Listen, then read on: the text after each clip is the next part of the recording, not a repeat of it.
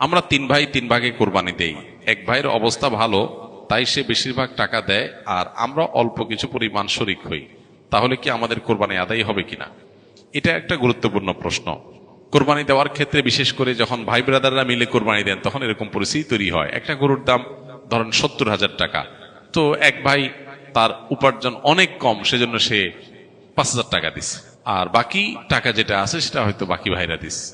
কোরবানি হবে কিনা? উত্তর হলো কারোর কোরবানি হবে না। কোরবানিতে যে কোনো একটা পূর্ণ অংশ নিতে হবে। 7 ভাগের একটা পরিপূর্ণ অংশ, 7 ভাগের 1 ভাগ, 7 ভাগের 2 ভাগ, 3 ভাগ, 4 ভাগ, সর্বনিম্ন 1 ভাগ নিতে হবে।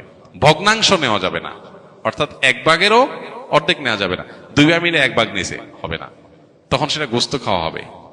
পশু জবাই হয়ে গেছে সহি পদ্ধতিতে, গোস্ত খাওয়া হবে, কিন্তু কোরবানি হবে না। কোরবানি বিশুদ্ধ হইতে হলে প্রত্যেককে পূর্ণাঙ্গ একটা ভাগ নিতে হবে। হ্যাঁ, এখন এমন হতে পারে যে এক ভাইকে আল্লাহ আর্থিক সচ্ছলতা দিয়েছেন, বাকিদেরকে দেন নাই, তো কি হবে?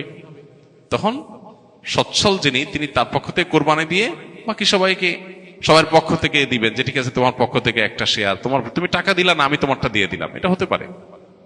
অথবা আরেকটা হতে পারে যে ঠিক আছে, তুমি অল্প টাকা কামাই করছো, মাত্র 5,000 টাকা আছে, তুমি টাকা না দিলে তোমার কাছে ভালো লাগতেছে না, তুমি টাকা দিলে তোমার কাছে খুশি হবে, তো সেক্ষেত্রে 5,000 টাকা তুমি আমাকে দিয়ে দাও।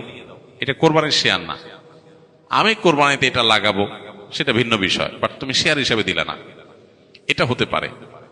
প্রবাসীরা অনেকে একটা কাজ করে, বিশেষ করে মিডিল ইস্টে যারা থাকে, অনেক প্রবাসীরা কোরবানি ঈদের দিন নিজেরা একটা ছাগল জবাই করে। তো রুমে 5 জন থাকে, এখন 5 জন মিলে একটা ছাগল জবাই করলে ওই ছাগলের টাকা তারা ভাগ করে। এই যে এক ছাগলে কয়জন শরিক হইতে পারবে, কয়জন কোরবানি দিতে পারবে? একজন। ভগ্নাংশ দেওয়া যাবে না।